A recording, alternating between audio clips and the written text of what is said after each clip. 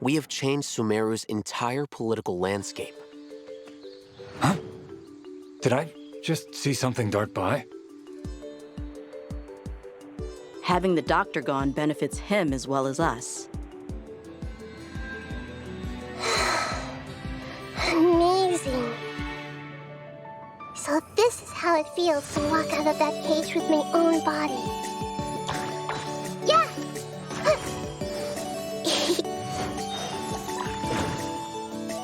Hey! Make yourselves at home! Yeah! But now doesn't seem to be the time to indulge in this feeling. Is it too late for an extension? Ha! Not now. Stars, shine for me.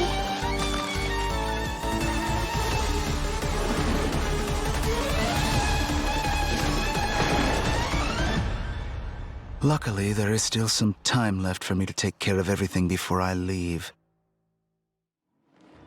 So, you think this is over? Wait. No. I can't. That's the secret hidden by Ermin's soul concerning the truth of this world. The balladeer has already become a god?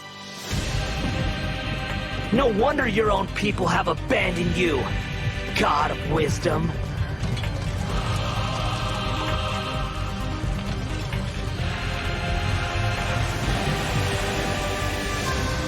At my command, you shall fall. My endless cycle begins. Your ploy was to sacrifice the traveler here, was it not? Nilou, are you sure about this? You're taking such a great risk for them.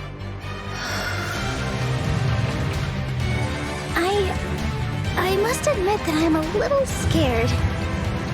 But I'll try my best for Lesser Lord Kusanali. Hathem's plan is even more radical than I imagined. Brothers, let's show them we Eremites are not to be messed with. Quasar, you've betrayed all of Sumeru, betrayed its Archon. Creating a god. We are using human wisdom to create a god. Let us reenact a scene of the Archon War. Come and inaugurate my birth as a god.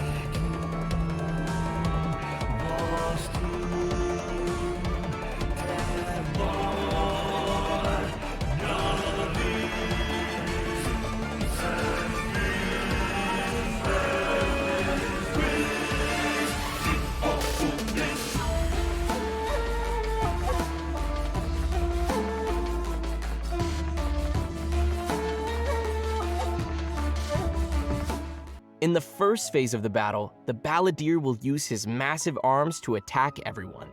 The arms are capable of utilizing different elemental powers, and there are several types of abilities, including attacks that create fields of burning or freezing effects on the ground. Oh, you know what? This fight kind of reminds me of when we fight Ruin Guards. I think we'll have to come up with a way to paralyze it. Right! And you might have noticed there are some arcane formations on the ground, so activating those might trigger some interesting effects. And I bet a lot of people are wondering what that thing is floating next to us. Not gonna lie, it's kind of cute. Oh, maybe it's a Paimon reskin. Sorry, but no. Not only is it super cute, but it's also super powerful. Travelers will need to charge energy for this little helper and use its special skill to counter the boss in battle. A helper in a boss fight. Yeah, that's definitely not Paimon. Once the balladeer has transformed into this massive form, our usual attacks won't deal any tangible damage to him. So, the only thing capable of breaking through his defenses will be our little helper that we just mentioned. There will even be some moments in the fight where travelers will need to use an aiming mode to attack the boss's weak points. Oh, who would have guessed that little thing would be so important against a boss the size of the balladeer? I know, right? They also use some amazing special effects for all of the balladeer's moves. Speaking of which, the cosmic appearance, the spacey special effects of his skills really kind of remind me of the Raiden Shogun skills. Ah, you're right. And seriously, I can't wait to check out this new boss fight. I'm so hyped. Yeah. Let's welcome Lesser Lord Kusanali, aka Nahida. Okay, so let's start with her viewfinder-ish kind of skill, which is actually her elemental skill. As a catalyst user, Nahida's combat style is pretty unique. You may cast her elemental skill by tapping the skill button, or you may hold the button to enter an aiming mode. Opponents who are selected while aiming will be linked by Nahida's special mark. After you trigger elemental reactions on opponents who are linked, and when they take damage from dendro cores, Nahida will unleash Tri-Karma Purification, dealing dendro damage. Whoa, this is so cool. Yeah, I love how it's like connecting the enemies together. Outside of combat, Nahida can use her elemental skill and enter the aiming mode we just mentioned to interact with certain harvestable items, allowing her to collect items directly to the inventory from a distance. Whoa, wait. Being able to harvest materials like that is gonna be so cool. That'll really save us some time. Yeah. This skill may also have some additional uses, so travelers will have to give it a try themselves and see. Ooh, okay. Nahida's elemental burst is where things get really interesting. Upon unleashing her burst, Nahida manifests the Court of Dreams, expanding a special field. That's pretty amazing. The effect really does look like some royal court or palace. Yeah, different effects will be produced based on whether there are Pyro, Electro, and Hydro characters in the party. While Nahida is within the special field, a Pyro member in the party will increase the damage of Tri-Karma Purification. An Electro party member will decrease the intervals at which Tri-Karma Purification is triggered, and a Hydro party member will cause the duration of the field to be increased. If there are at least 2 party members of the elemental types I just mentioned, then the effects will be increased further. Whoa, this is blowing my mind right now. We'll really have to focus on which effects we want to achieve and put some thought into our team's composition. Right?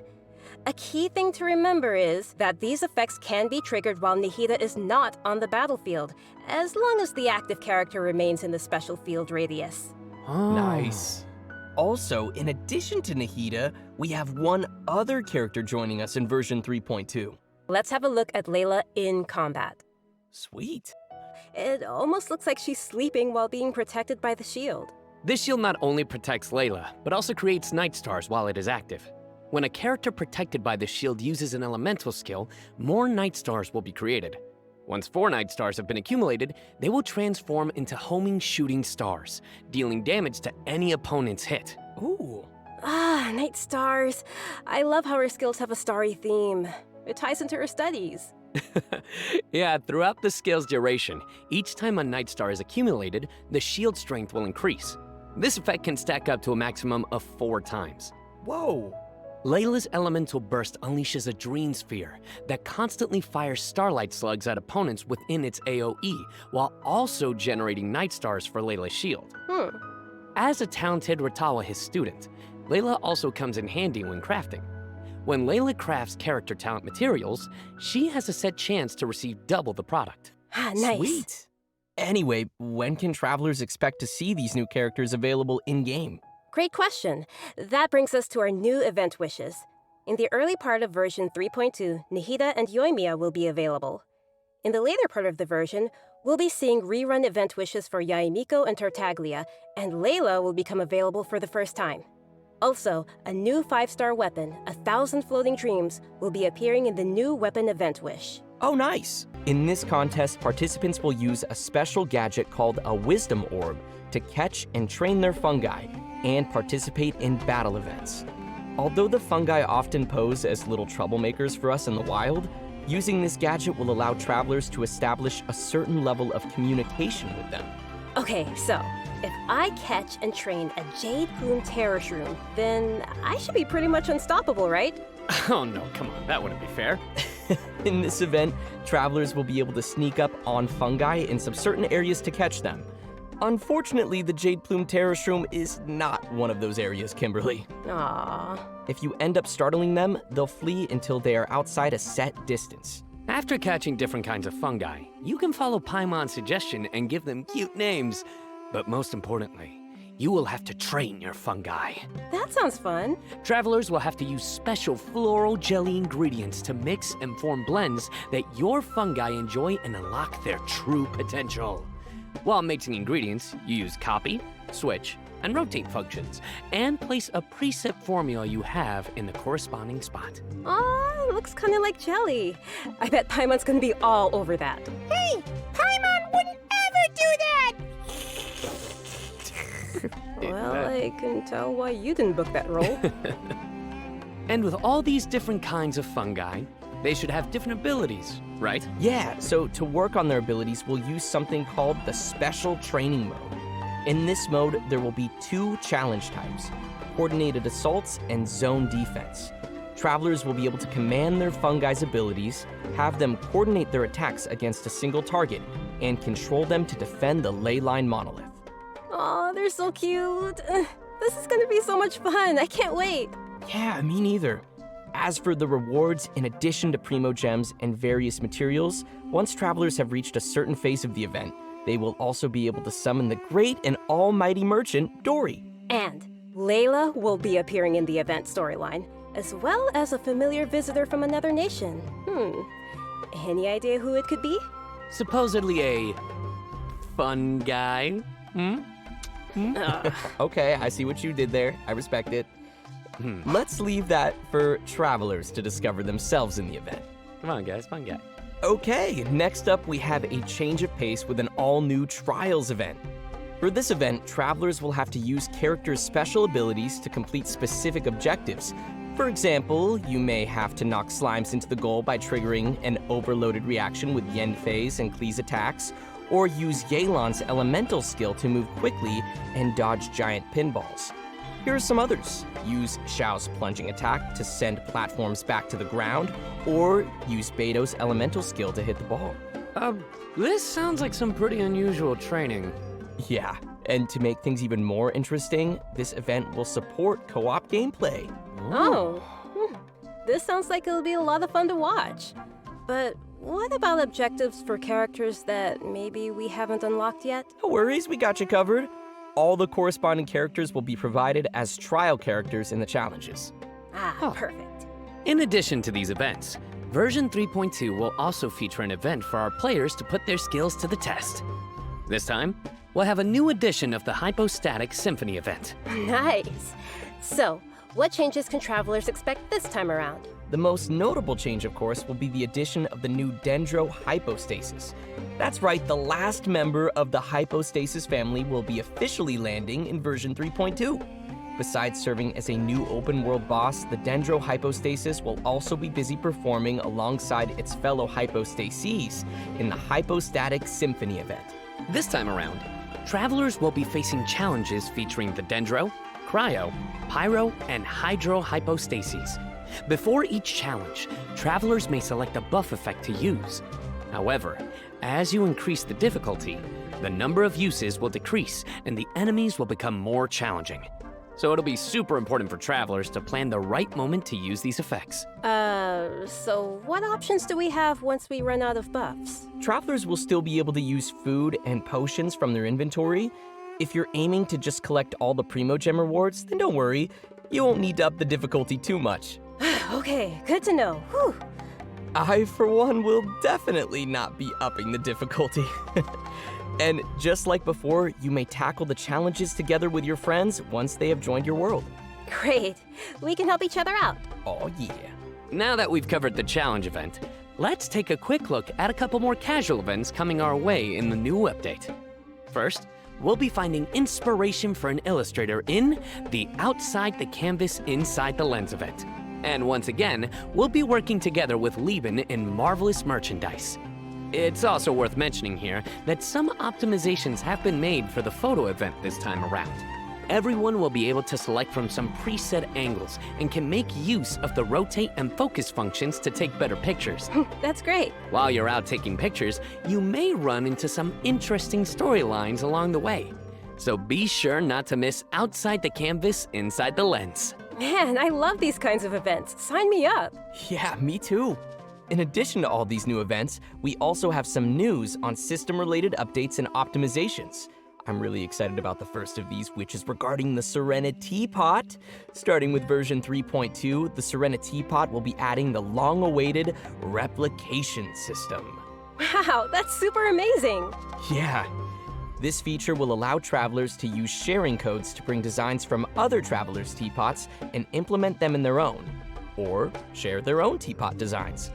I know there may be some travelers out there who have seen some amazing teapot designs that they've wanted to also create themselves, but didn't have the ability or time to make it.